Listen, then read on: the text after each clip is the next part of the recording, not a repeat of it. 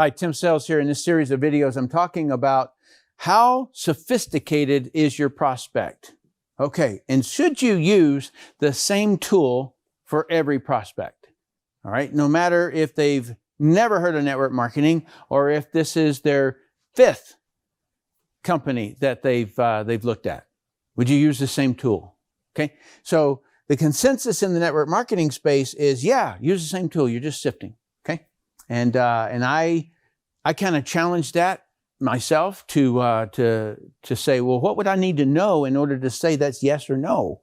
All right, so in this video, I've done 4 videos prior to this having to do if you're first, second, third, or fourth, or fifth. All right, so we're going to dive into this, and I'm going to show basically a concept that has lasted for a century.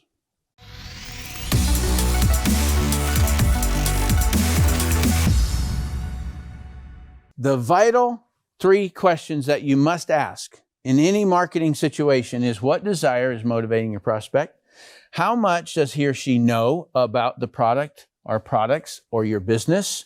That determines their awareness level. And how many similar products have they been told about or tried? And that is their sophistication level.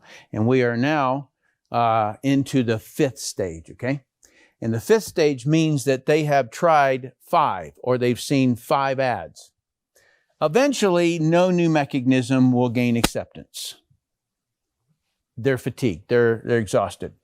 The market will have grown tired of your promises and the mechanisms by which they are accomplished.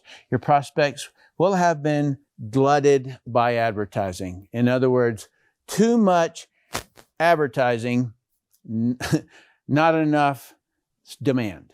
Okay, so that's really what it comes down to. And you will have reached the 5th stage of sophistication, where the field is said to be exhausted, where competitors are dropping out of the market en masse, okay, or en masse. The 5th stage, your market no longer believes in your advertising and therefore no longer wishes to be aware of your product or business.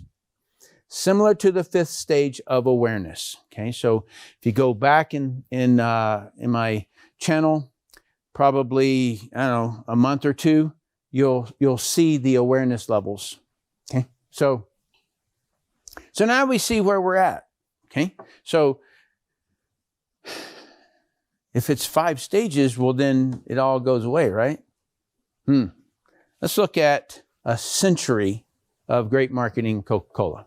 Okay, and I can probably, I don't know, I've evaluated and compared about 5 different century-old companies so that I could really see what they do, and because I want to build a century or 2 centuries of concepts for network marketers, because, you know, if I'm going to will my kids my business, I would like it to pursue, right? So it makes sense. Okay, so this was their first one in 1886.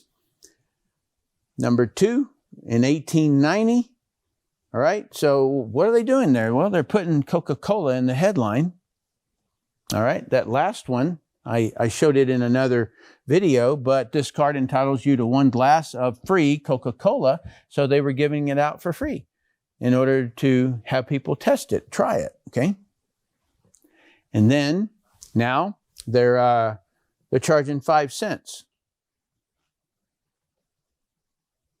Here, though this is 1900, and so this is them associating it with a famous singer at the time, an actress, all right? So that was Hilda Clark, was the first celebrity that Coca-Cola connected to. All right, so what's going on here when you look at it? Drink cola, 5 cents, a star, right?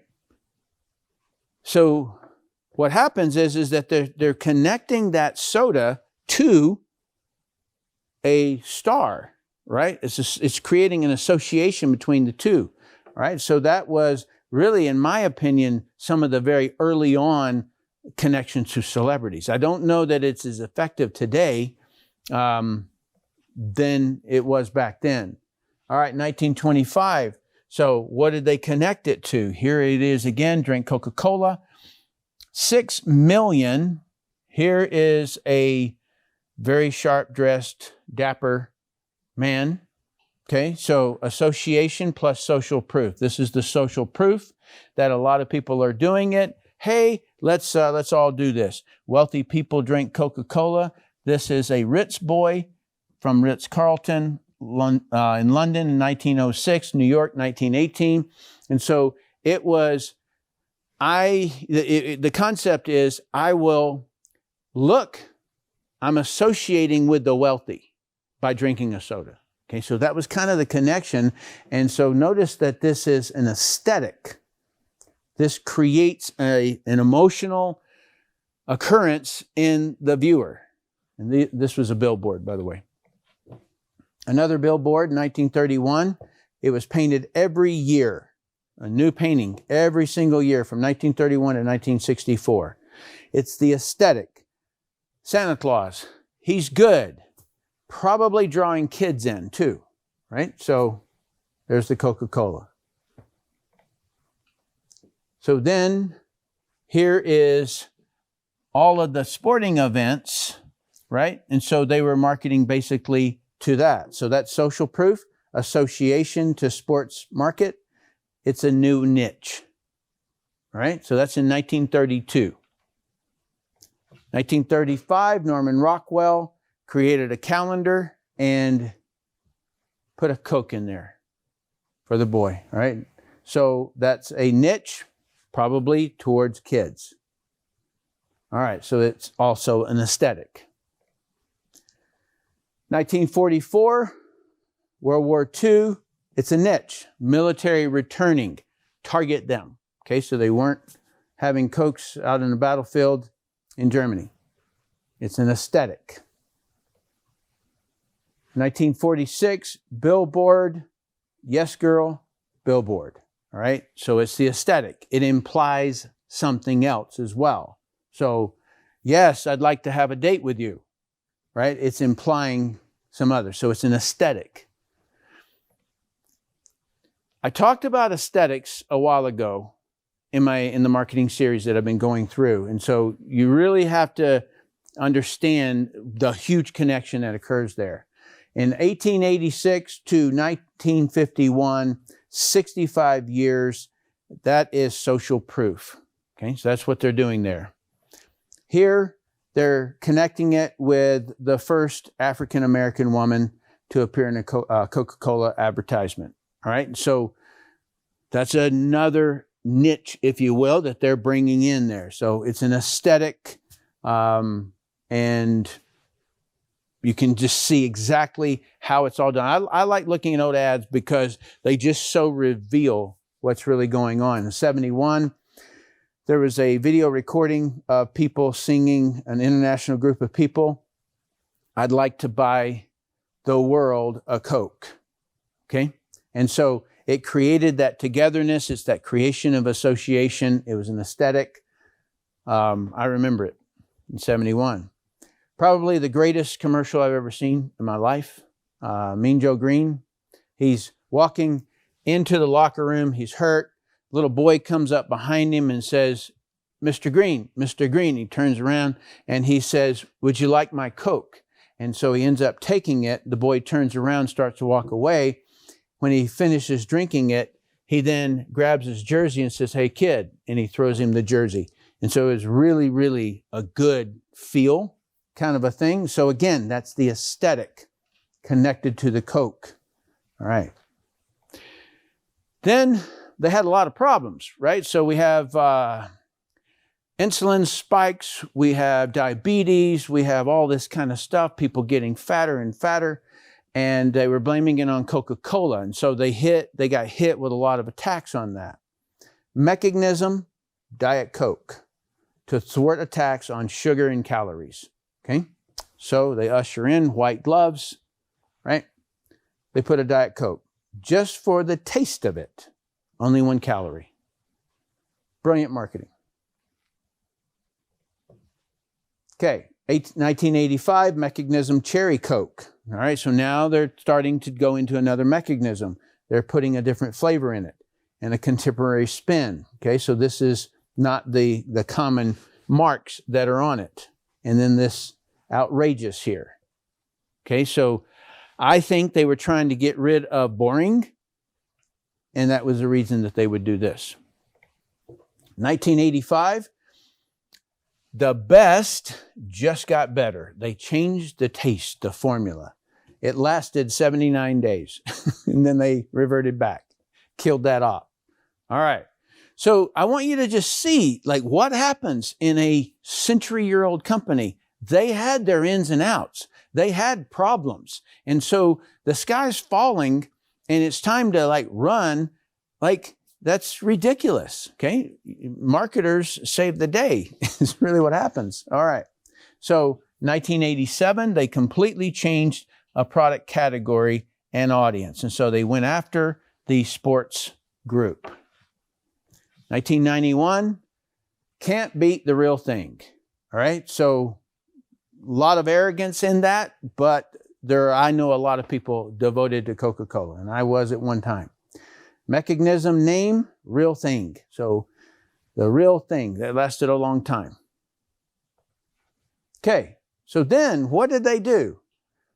Identification. They started creating sodas that had people's names. And so people would literally, like, look in they'd open up the big refrigerator, like at a grocery store or something like that, and they would look for names, right? And so they were looking for their name. They were identifying. So that's identification. That's stage 5. Okay? So again, there you go. And then here's current. Okay, so they've changed their packaging, different colors, right? Same Coke. It's amazing. It's amazing to walk through a century of marketing and see the ins and outs and the changes and how it has been able to sustain. Okay? All right. So there's your sophistication level. 5th in the market. No longer believes your ads. Identify new audiences, new niche, new mechanisms, or new products. So that's what you do. And you say, well, Tim, wait a minute now. I'm just a marketer in here. I don't have anything to do with the company. The heck you don't. You do to the degree that you believe you do. And so with what I've taught here, I can almost guarantee that the people in the marketing department of the network marketing company don't know this stuff.